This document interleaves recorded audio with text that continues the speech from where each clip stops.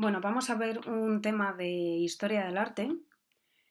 Antes de nada, vamos a hacer una pequeña introducción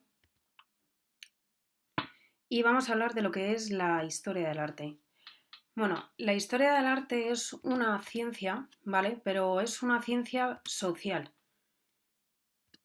Eh, el arte son las obras de arte que se han ido haciendo a lo largo del tiempo, ¿vale? Y entonces la historia del arte estudia su evolución a lo largo de la historia.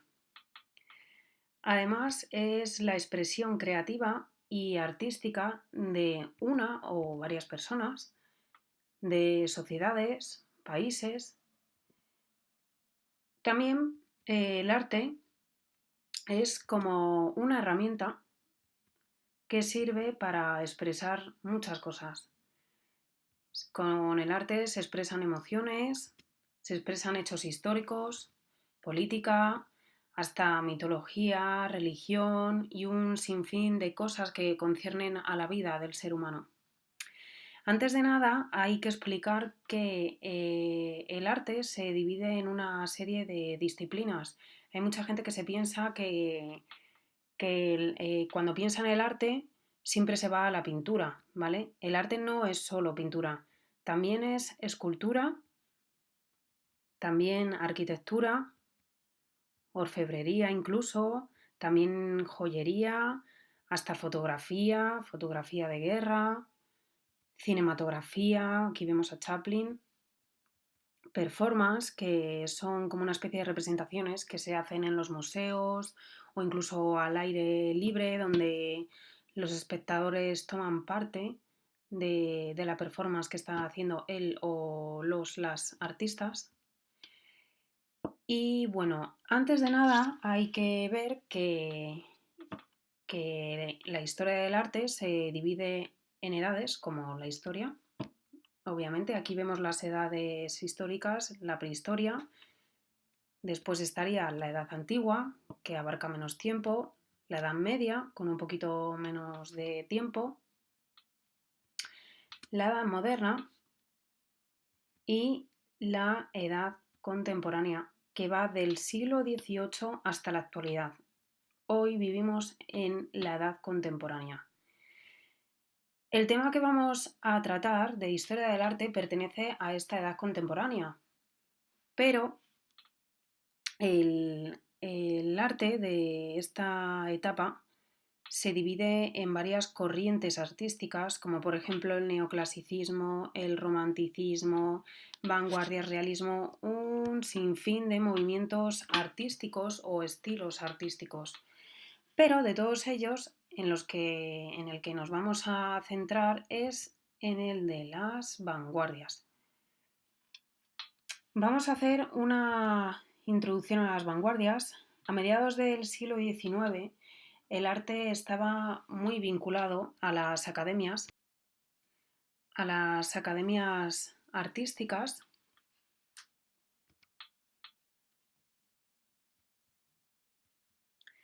y estas academias marcaban unas reglas y valores para el arte. Entonces estipularon una jerarquía de los géneros pictóricos en dos grupos. Uno de ellos es el de los géneros superiores y el otro el de los géneros inferiores. Esto es muy importante que lo aprendáis, ¿vale?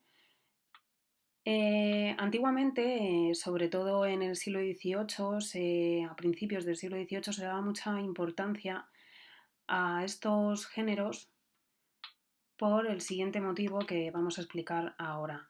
Los géneros superiores abarcan dentro de sí mismo una serie de disciplinas o de temáticas más bien artísticas.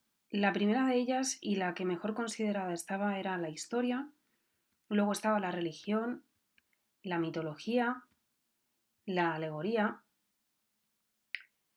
y después tenemos los géneros inferiores. Los temas eran las escenas cotidianas, los retratos, los paisajes y, por último, los bodegones. Estos géneros inferiores tenían una consideración negativa en la sociedad, porque el tema más importante para reflejar en los cuadros es el histórico, es decir, las obras de arte con temática de historia eran los mejor considerados. Y esa temática hemos dicho que pertenece al de los géneros superiores, con lo cual los géneros inferiores y sus temáticas, las que vemos aquí, las escenas cotidianas, retratos, paisajes y bodegones, no estaban tan bien considerados. De hecho, incluso en los bodegones estaban recluidas, por así decirlo, la mayoría de las mujeres artistas, las pocas que había a mediados del siglo XIX, porque no se consideraba ni estaba bien visto que las mujeres pintaran y tuvieran el mismo valor que los artistas hombres. De hecho, cuando consiguieron ser aceptadas por estas academias artísticas, no podían asistir a las clases de desnudo porque estaba mal visto, pero el problema de esto es que si la base para un buen artista es saber dibujar y aprender dibujo y hacer desnudos, si a una persona se le priva de hacer esta materia, pues luego va a tener dificultades a la hora de realizar arte. Vamos a ir ahora con el tema que nos concierne aquí, que es el inicio de las vanguardias.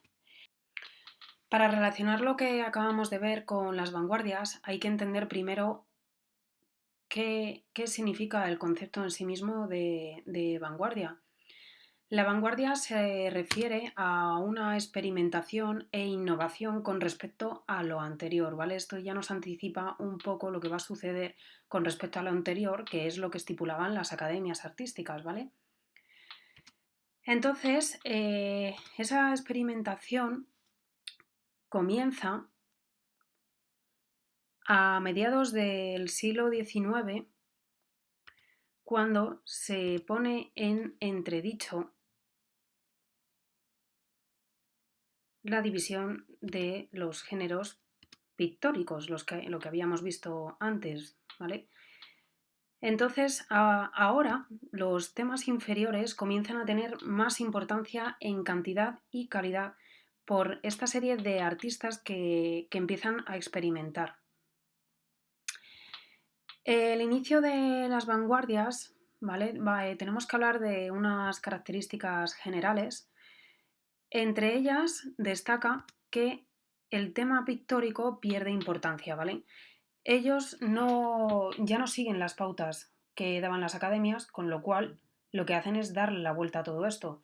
Ahora, estos artistas vanguardistas que innovan y experimentan no quieren seguir las reglas que estipulaban las academias y por eso el tema pictórico pierde importancia, porque si no, tendrían que seguir haciendo obras sobre todo históricas, que son las que más triunfaban, por decirlo así. Otra característica general del comienzo de estas vanguardias es que se presta más atención al color y a la ejecución de la obra. La tercera característica general es la exaltación de la materialidad de la pintura, es decir, la textura, la pastosidad, lo que es la materia en sí de la pintura. Y además esto está ligado a que ahora se comienza a remarcar las pinceladas que el artista pone sobre el lienzo. Por otro lado, se comienza a prestar atención a lo exótico y lo primitivo, pero esto es un aspecto que surge un poco más adelante, no precisamente en el comienzo. Hemos visto las características generales de este comienzo de las vanguardias, pero ahora vamos a ver la primera etapa que hemos mencionado, que son los preludios del impresionismo. Para eso tenemos que hablar de Edouard Manet. Y vamos a mencionar primero uno de sus cuadros, porque en muchas ocasiones las obras están ligadas a hechos muy importantes en el transcurso del arte. Este cuadro es El almuerzo en la hierba, está en el Museo d'Orsay de París, que por cierto en este museo hay muchísimas obras de la etapa impresionista, por si alguna vez vais. Y con esto se relaciona un hecho histórico, podríamos decir, porque en ese momento las academias hacían unos certámenes anuales, ¿vale? Estos certámenes anuales eran salones artísticos donde se exponían muchas obras de arte para que fueran vendidas. Y el más antiguo e importante de ellos fue el conocido Salón de París, ¿vale? Este Salón de París era convocado por la Academia de Bellas Artes de París desde el año 1726. Pero en estos salones, y en el Salón de París, solo se publicaban las obras que pasaban por el consentimiento de un jurado. Pero en 1863, el emperador Napoleón III permitió abrir una exposición paralela con aquellas obras que no eran aceptadas en los salones concertados por la Academia. Así que este salón se le denominó como el Salón de los Rechazados, Salón des Refusés, porque aquellas obras que no eran aceptadas en los salones oficiales se destinaban a este Salón de los Rechazados. Y es aquí, en este Salón de los Rechazados, donde se expuso el cuadro de Manet que se titula El almuerzo en la hierba. Pero este cuadro provocó un escándalo porque aparecía una mujer desnuda entre dos hombres. La mujer nos mira sin temor, sin vergüenza y de forma natural, parece sentirse cómoda y relajada. Pero, como hemos dicho, causó el escándalo de que estuviera desnuda entre dos hombres vestidos. Sin embargo, Manet tuvo a su favor que en las academias, en los museos, había muchas obras de arte, como podemos ver aquí, que aparecían mujeres desnudas. De hecho, Manet, para hacer este cuadro del almuerzo en la hierba, se fijó de este otro de Tiziano, que se llama El concierto campestre. De hecho, vemos que es muy parecido. Están un grupo de personas en la naturaleza, entre árboles, están en un tiempo de ocio. Los dos hombres están vestidos y las dos mujeres están desnudas. Se parece mucho al almuerzo en la hierba de Manet. Y esto fue lo que le salvó un poco de las críticas que recibió sobre que hubiera pintado a una mujer desnuda. Otro caso que encontramos de Manet, que es un cuadro muy conocido de él, es este que vemos aquí, que se llama Olimpia, ¿vale? De nuevo también causó otro escándalo por el mismo hecho. Había una mujer que estaba desnuda. Lo interesante de este cuadro es que también se hace una alusión a otro. Manet, en este caso, se fijó de este otro cuadro que es de Tiziano también y se llama La Venus de Urbino.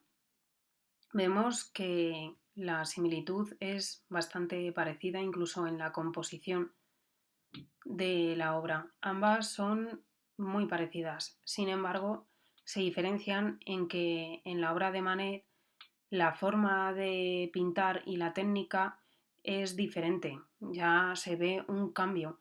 No está todo tan al detalle, no hay un pulido de la piel y eso se nota en diferencia al cuadro del que se fija de Tiziano. Bueno, aquí lo interesante del cuadro es el juego que hace el artista de contraste. Fijaros cómo resalta el cuerpo de la mujer, ayudado por el contraste de la oscuridad del fondo. Y también vemos que a la derecha la cabeza de la mujer negra parece que está un poco tapada entre todo ese fondo. Además, aparece más a la derecha un gato que nosotros como espectadores no es lo primero en lo que nos fijamos. Lo primero que solemos ver es a la mujer desnuda. Parece que ahí Manet ha querido hacer un juego para que la mayoría de los espectadores vaya su mirada a la mujer y después ya poco a poco recorra el cuadro y vaya viendo y analizando cada uno de los elementos que estamos mencionando, como por ejemplo el del gato. Sin embargo, a pesar de que Manet había hecho estos cuadros y había recibido tantas críticas, pues entonces quería sentirse aceptado y lo que hace es que en 1867 hizo su propio pabellón para exponer sus cuadros, porque lo habían expulsado de la Exposición Universal. En esta exposición se empezó a reunir con bastantes personajes, como por ejemplo Emily Zola, personajes muy conocidos. También tenemos a Edgar Degas y también se reunía mucho con Claude Monet.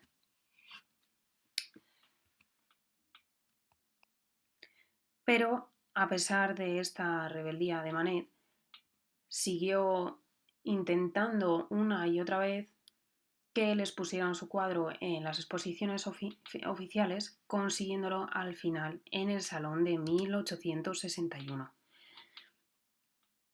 Volviendo otra vez a su trayectoria de obras artísticas, tenemos este otro cuadro que se titula El bar de Folies-Bergère y lo hizo entre 1881 y 1882.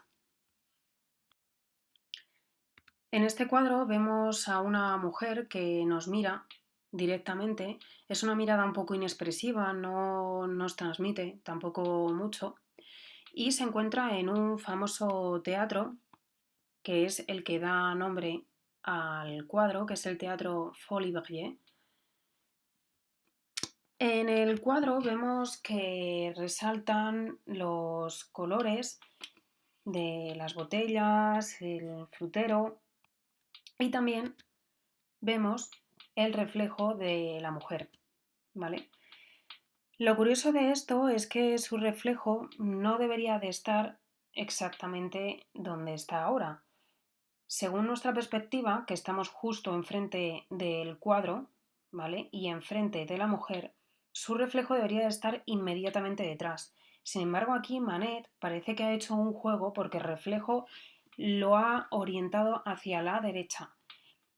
Por otro lado, hay una diferencia también en el reflejo porque parece y da la sensación de que la mujer está más predispuesta a atender, parece más amable porque está inclinada. En cambio, la mujer que vemos frontal mm, parece más hierática. O sea que hay un cambio de actitud. Aquí Manet hace un juego. Por otro lado, vemos a un caballero que es a quien va a atender esta mujer. Y si nos fijamos y pensamos un poco a la perspectiva, ese caballero somos nosotros. Nosotros como espectadores estamos reflejados ahí en el espejo, siendo ese caballero. Manet nos está incluyendo en el cuadro. En cuanto a la técnica con que ha tratado la obra, vemos que ya es diferente a lo anterior, como por ejemplo podemos comparar con las obras de Tiziano que habíamos visto anteriormente y esto es diferente. Hay una técnica donde se aplica una pincelada más rápida, es improvisada, no se hace una pintura al detalle, pero sin embargo, en conjunto, sí podemos ver unos ojos con párpados, unos pendientes en la mujer. y esto es lo que caracteriza al impresionismo. Vamos ahora a hablar de otro artista, de Edgar Degas, y Edgar Degas tiene una forma más tradicional de trabajar porque él siempre realiza estudios previos antes de comenzar con la obra en sí, a diferencia de su amigo Manet. El comienzo de la carrera de Degas se caracteriza por una serie de retratos que hacía principalmente a sus amigos o familia y le encantaba hacerlos. Lo que pasa que más tarde se orienta quizás a, a espectáculos, ópera, carreras de caballo y a representar también bailarinas, que ese es su sello de identidad, ¿vale? De hecho, cuando pensamos en Manet, pensamos en bailarinas, hasta tal punto que en aquel momento se le llegó a conocer como el pintor de bailarinas. Un ejemplo de esto y de sus cuadros es la clase de danza que está en el Museo d'Orsay.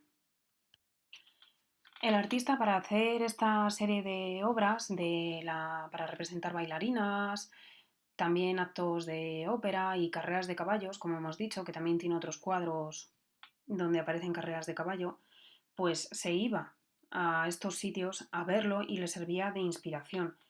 Aquí, por ejemplo, tenemos que ha acudido a una clase de danza y ha representado a un profesor, un maestro, que está dando unas instrucciones a sus bailarinas. Este profesor se llama Jules Perrot y fue muy conocido en su momento y está dirigiendo la clase desde el centro del salón.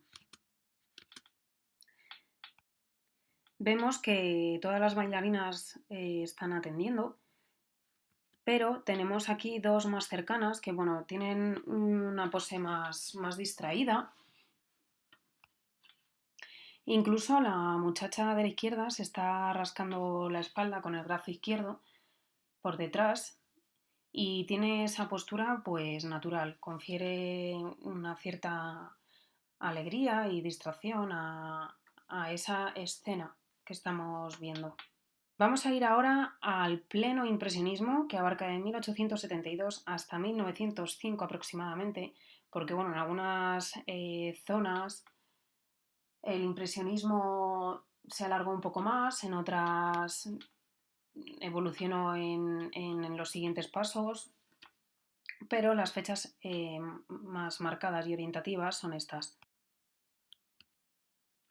Para hablar del impresionismo, primero nos tenemos que referir otra vez a Manet, que, como hemos dicho, pues se juntaba con un grupo de pintores y se reunían. Lo que pasa que bueno, estos pintores, entre los que están Monet y Degas, seguían decepcionados porque no triunfaban en las exposiciones oficiales.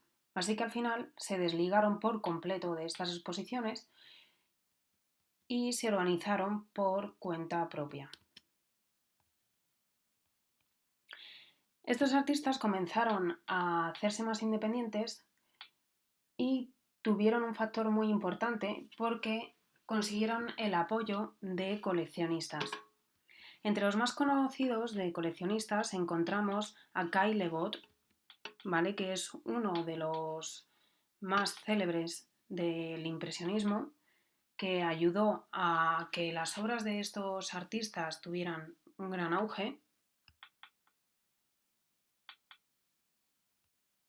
Y por otro lado, tenemos a los marchantes, que el más importante de ellos es Durand Ruel. Estos artistas, con el apoyo de los coleccionistas y los marchantes, se organizaron en la llamada Sociedad Anónima Corporativa, y de aquí surgió la primera exposición en 1874.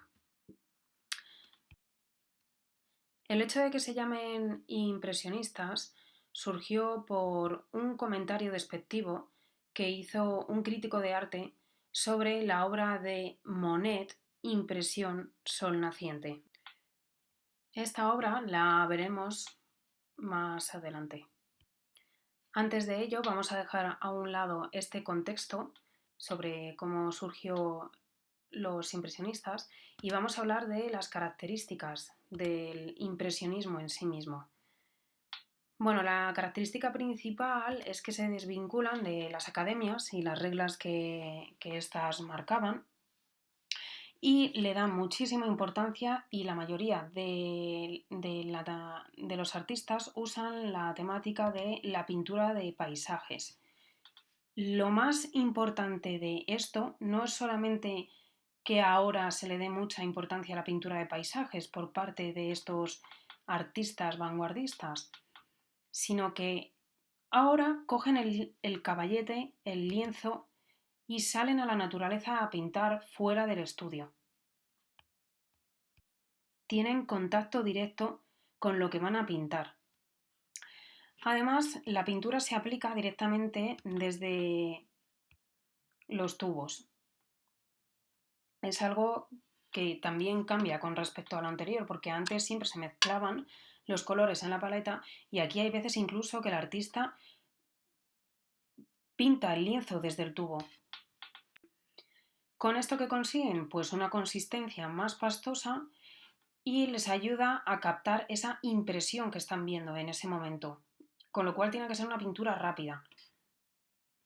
Otra característica importante en el impresionismo es la luz. Se plasma una luz directa y muy intensa.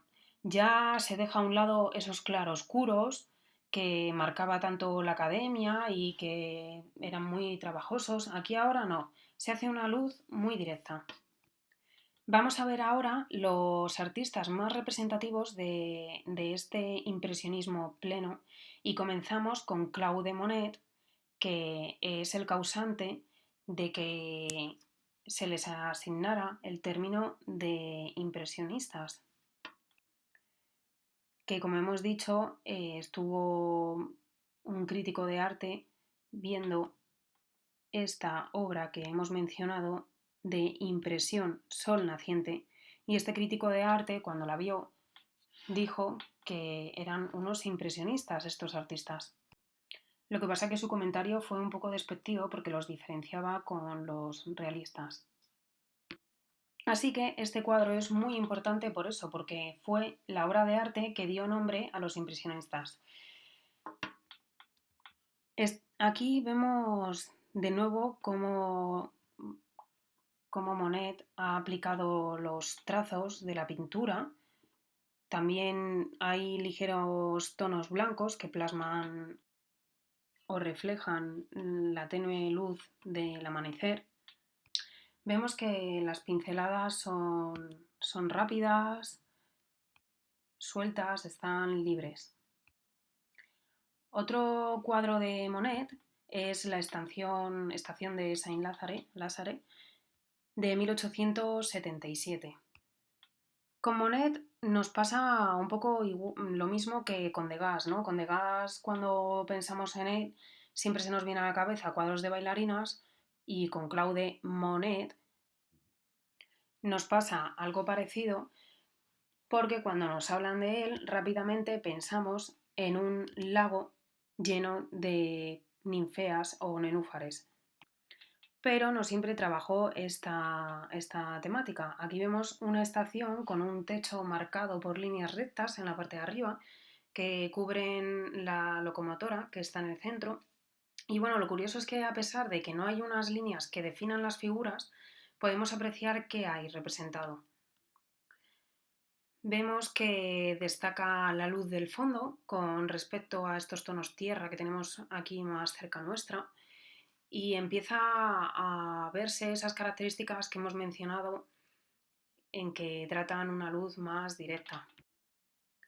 Vamos a ir ahora con otro artista del impresionismo que es Pierre-Auguste Renoir.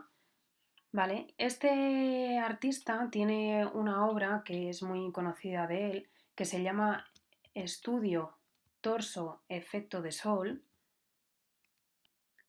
Y quizás nos pueda chocar porque, como he dicho, los impresionistas en la mayoría de sus cuadros suelen usar la temática del paisaje, pero en ocasiones también hay escenas de este tipo, aunque son las menos, pero las hay. Renoir aquí quiso experimentar con el impresionismo y llevarlo a la figura humana, al desnudo. Aunque se muestra una mujer desnuda, el cuadro desprende una calidez y una dulzura, no se ve una imagen obscena. Destaca también el uso de la luz que vemos en esos trazos blancos, parece que le llega la luz desde la izquierda. Y esto nos habla de que Renoir en este cuadro tenía un gran interés por ver cómo la luz se aplicaba en una figura humana.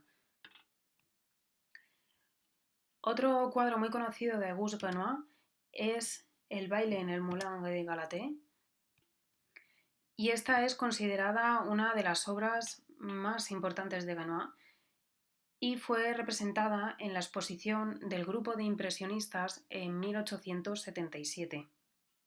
La escena se sitúa en un baile y el artista quiso destacar esa alegría del baile, de gente reunida, el bullicio de la gente. También vemos de nuevo cómo aplica la luz en diferentes puntos. Además es curioso que, por ejemplo, en la escena que tenemos más cercana a nosotros, donde hay una mesa con un hombre que nos da la espalda y unas mujeres que le miran, hay ciertos puntos de luz que parece dar la sensación que es la luz que está traspasando entre las hojas de algún árbol que pudiera haber arriba. Ahora que hemos visto estas obras tan características de Renoir, vamos a ir ahora a hablar de otro artista impresionista que es Paul Cézanne. Paul Cézanne estaba influenciado por un pintor impresionista que es Camille Pissarro y estuvo bajo su tutela aprendiendo en un principio. Además, Paul Cézanne tuvo un gran empuje gracias al marchante Ambroise Vollard, porque Vollard vio sus obras, le gustaron mucho e hizo una exposición con todas sus obras, y a raíz de ese momento Paul Cézanne se hizo bastante conocido. A partir de aquí comenzó a exponer en el Salón de los Independientes y el Salón de Otoño de París. Estos salones eran unas otras exposiciones anuales que se celebraban en esta ciudad para dar un empuje a los nuevos jóvenes artistas. En un principio, las obras de Paul Cézanne tienen un aire quizás un poco oscuro con respecto a lo que después veremos. De entre sus obras primeras, una vez que ya fue conocido, tenemos este autorretrato con fondo rosa. Y como ya hemos dicho, el impresionismo no solía hacer uso de retratos, pero Cézanne en esta ocasión hace una excepción con la excusa de autorretratarse. ¿Qué podemos destacar de la obra? Bueno, pues se ve que hay una oscuridad en la ropa con la que se representa a sí mismo, también la barba, además su cara tiene un semblante serio, impertérrito, y su figura contrasta con el fondo rosa. También podemos destacar cómo aplica la pincelada, la luz. Si os fijáis en la parte izquierda del rostro, vemos que le llega la luz directa y en cambio en la parte derecha no. En la derecha está en sombras. O sea, hace aquí un juego y se supone que la luz le entra desde la izquierda, iluminándole esta parte del rostro, y al otro lado le hace sombras. También destaca las pinceladas del fondo, que se pueden apreciar perfectamente algunas de ellas en los tonos rosas, en los pasteles. Esto es impresionismo. Lo único, bueno, aquí hay un poco más de oscuridad, pero esto anuncia muchas de las características del impresionismo. Vamos a ver ahora otra obra de Paul Cézanne, que son Las grandes bañistas, que hizo en 1906. Aquí vemos esa escena de un grupo de figuras en el río que son típicas del impresionismo. Lo que destaca de la forma de pintar de Cézanne en este tipo de cuadros es cómo a estas figuras humanas les arrebata toda expresividad del rostro. Aquí Cézanne no hace tanto contraste como por ejemplo con el anterior. Es una pintura quizás más lineal, no hay contraste entre el fondo, lo que tenemos aquí en primer plano, entre la tierra y el cielo, y lo único es que aparece una preocupación por la composición y el dibujo. Aquí se hace una composición triangular y el dibujo de las mujeres, cómo trata los cuerpos. Si nos fijamos en las figuras, el volumen es incierto, no se aprecian unas pinceladas tan marcadas, y al no haber estas pinceladas tan exageradamente marcadas, aplica una continuidad que obliga al artista a que luego tenga que marcar, que delinear los cuerpos.